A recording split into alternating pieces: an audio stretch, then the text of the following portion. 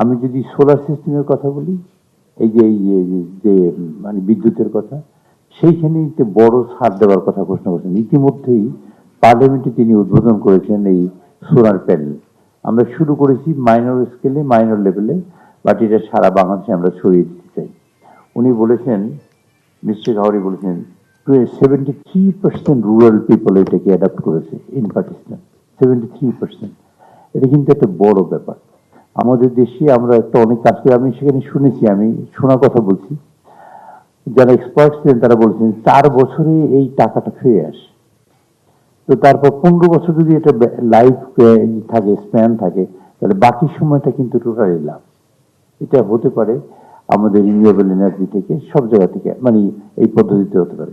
আমি মনে করি বাংলাদেশের গভর্নমেন্টের এইবার ট্যাক্সেশনের কোশ্চেনে অনেক ছাড় দিয়েছে, এবং সেখানে যারা ইন্ডাস্ট্রিয়ালিস্ট আছেন আমি তাদের অনুরোধ করব, আমি আপনাদের মাধ্যমে অনুরোধ জানাতে চাই তারা যেন এগিয়ে আসেন।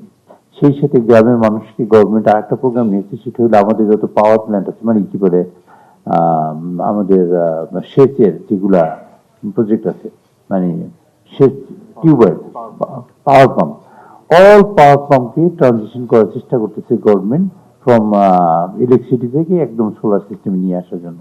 It will be big change আমি মনে করি। গভর্নমেন্টের ট্যাক্সেশনে ছাড় দেওয়ার খুব একটা মানসিকতা আছে। আমরা একটা ট্যাক্সের কথা বলেছিলেন সেদিন বিদ্যুৎ মন্ত্রী, উনি বলেছেন যে আপনারা যদি কাজ শুরু করেন ট্যাক্সের কোশ্চেনে কোনো প্রবলেম হবে না।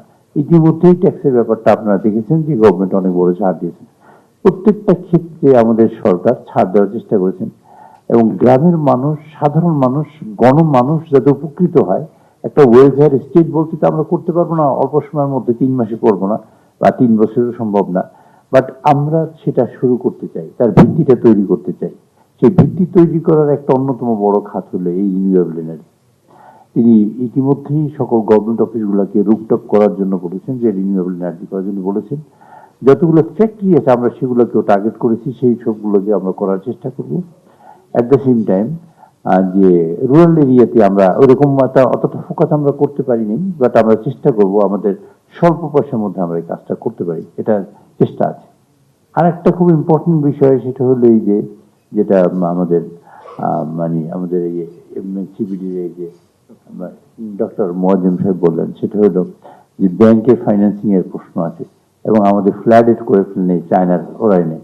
ওরা যে পদ্ধতি মানে অ্যাডাপ্ট করেছে তাদের দেশের জন্য, আমি একটু মনে করি এরকম একটা পদ্ধতি, এরকম একটা আইডিয়াস আপনাদের এইটা সেমিনারটা, আমি মনে করি এটাতে একটা বড় মেসেজ যাবে এই দেশের মানুষের জন্য, যে আমরা যাতে মানে অন্তত রিনিউয়েবল এনার্জির দিকে আগাতে পারি। এটা একটা বড় মেসেজ যাবে, আমি সে প্রত্যাশা করি আজকের এখান থেকে। গভর্নমেন্টের সকল সদিচ্ছা আছে, কোনো এই সেক্টরটা যদি এগিয়ে আসে, গভর্নমেন্ট এখন বর্তমানে আমাদের প্রধানমন্ত্রী বর্তমানে চায়না আছেন, এবং আপনারা দেখবেন এখনো ডিসিশন হয়নি, আপনারা দেখবেন বড় চুক্তি হবে আমাদের এই সোলার ব্যাপারটা নিয়ে ইনশাআল্লাহ।